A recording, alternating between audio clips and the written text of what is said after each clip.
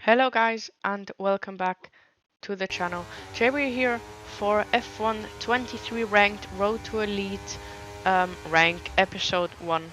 And you can see we jump in our very first race around Canada, and it's basically a one-shot quali on default setups and then a 25% race following that. And we've done 3 races at all 3 tracks in this week's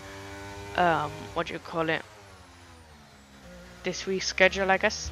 But yeah, in the background, we're now trying to close back up to P1, currently in P5. Canada I've just done, which helped, obviously. But then the default setup kind of made me have to change my driving style a bit. So yeah, into the hairpin, P3, 6/10 away from P1. So that turn 1, turn 2 really didn't help us. But yeah, it was a fun 3 races, mainly the last one.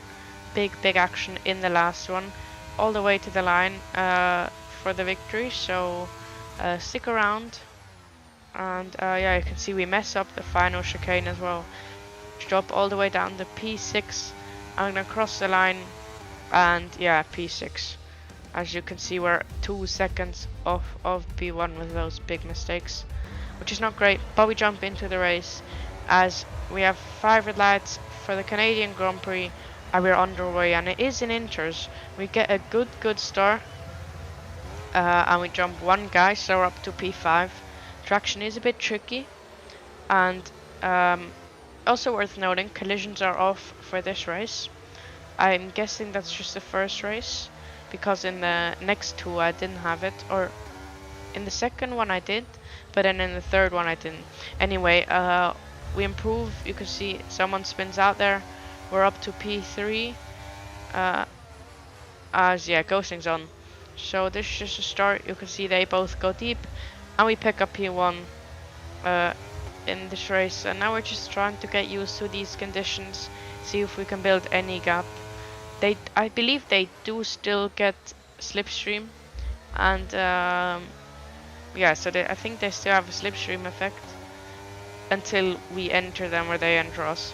So you can see we're just losing and gaining positions as we're all within the same 2 or 3 tenths right now. The top 3 at least, top 2. But yeah, now we managed to get ahead. Then you can see the next, I don't know how many laps. As of now, as soon as we take back the lead, the gap behind us just starts opening to 8 seconds, to the point where we are entering the pit lane on the end of lap number 13 for the slicks. Now, we don't go in deep, which is good. And we're gonna pit for the soft tires, 5 laps bolt to the end. So yeah, comfortably gonna rejoin in P1 as well. And yeah, just bring it home right now. We have about, I think, 8 seconds to P2. So as you'll see across the line with the fastest lap, 5 seconds, but then the guy in P2 has another 5 seconds.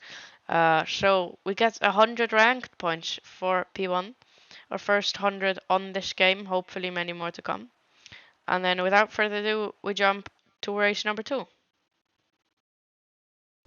So here we are then, end of the wet quali. It was full wet quali. And now this was a fun one, because Daniel Gottschalk in P1, I know him. He's a good friend. I did a 1v1 against him on last year's game. And it's on my YouTube channel, so go check it out. But anyways, we're underway. We get a decent start. This race is at Japan, so it's only 13 laps, as the lap time is a bit longer. And in turn 1, we're still ghosting. And we try and get the lead here, and we do so into sector 1. Now, in this video I recorded my voice, and I was in a call with Lucas Dirksen. He did basically the same Japan on his channel. Default setup is the worst thing I've done.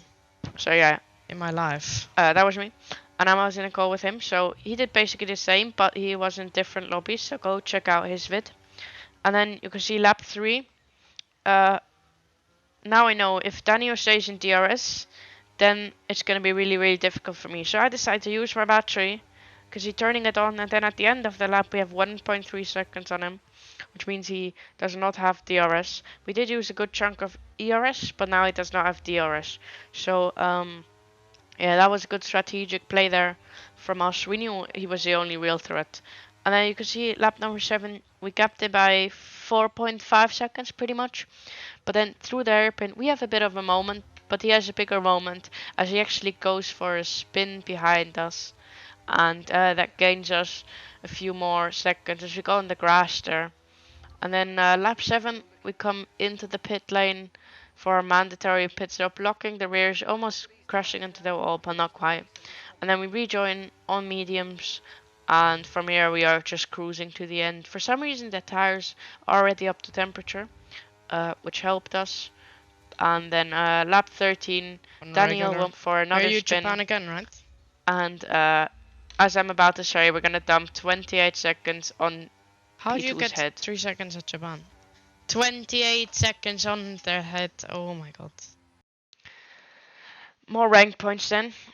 Previous 100, now we got 107. I'm not quite sure why, but yeah, we're up to P3 in the bronze leaderboard, and now we jump into race 3. The third and final race around Brazil. So we've had Canada, Japan, and Brazil, and yeah, let's see what we can do. What's really interesting in this race, by far the most interesting one, the preset was what is it called? Increased straight line speed or increased top speed, but I chose balanced. Anyway, we qualify on pole, and then we decide to start on softs, while the faster strategy would have been mediums, because I knew I don't have the straight line speed. So my strategy was to get away on softs early, drop them out of DRS range, and I thought that was the only way to do it. We hold on into turn 1, which was very, very crucial, because otherwise our whole race would have been, well, we would have been on the back foot.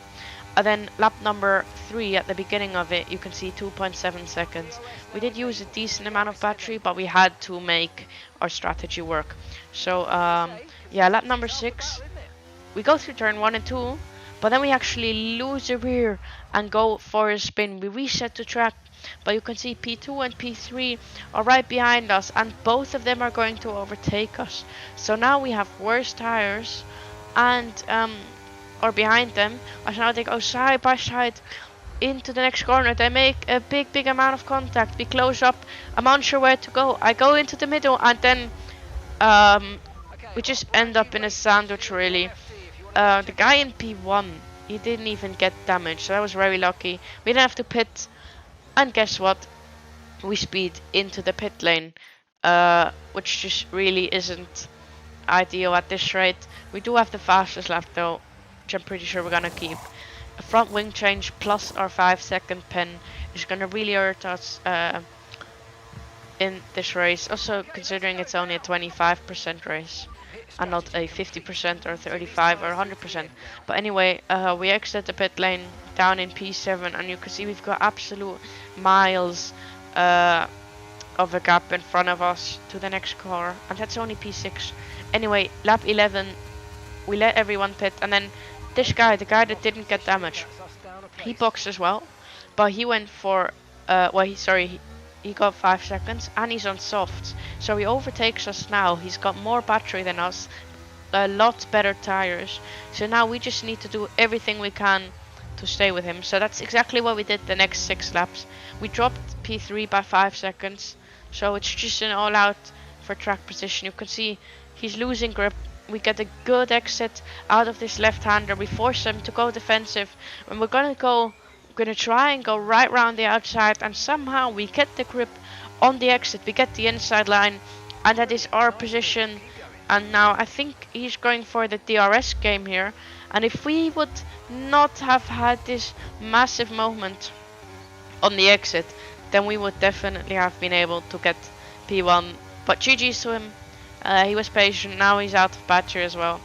And that is race 3 of 3 done. Thanks for watching, and see you next week.